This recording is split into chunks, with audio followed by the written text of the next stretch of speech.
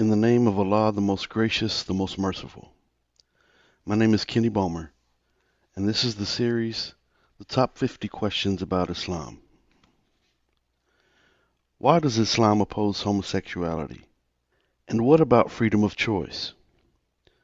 In the West today, it is no longer considered an abnormality that requires restraint and treatment, and is being actively promoted by its adherents and their sympathizers as a legitimate way of life.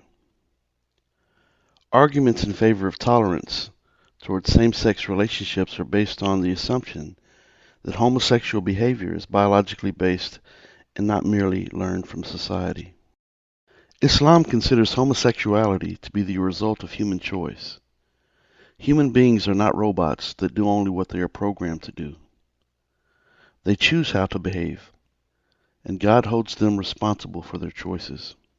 It is simply inconceivable to think that our Creator would have made some people homosexuals and then declared homosexuality as a punishable crime. To accept such a proposition is to suggest that our Creator is unjust. Our Creator has created everything in due proportion.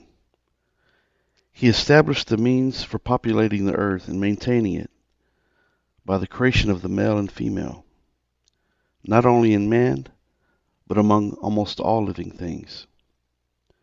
So Islam considers deliberate efforts to change this nature as rebellion against our Creator.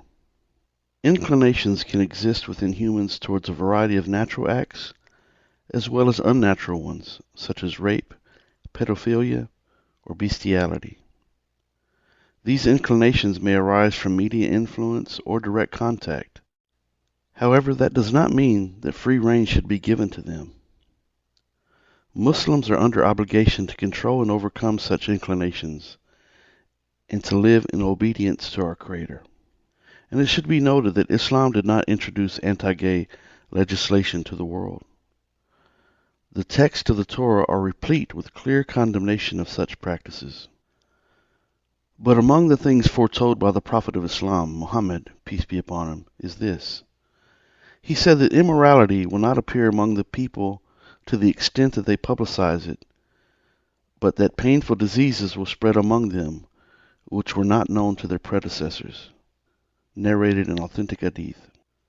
And in modern times, we see that sexually transmitted diseases are steeply on the rise in permissive societies, in particular HIV and AIDS, which causes loss of acquired immunity and usually leads to death.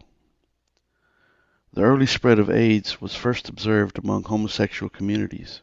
Later, it entered the heterosexual community through bisexuality and blood transfusions, as well as intravenous drug usage. And now it continues to spread among promiscuous heterosexuals. AIDS remains incurable, and infections continue to increase in gay and bisexual men, who account for more than half of all HIV infections. My name is Kenny Bomer, and I would like to invite you to consider Islam. Thank you for listening.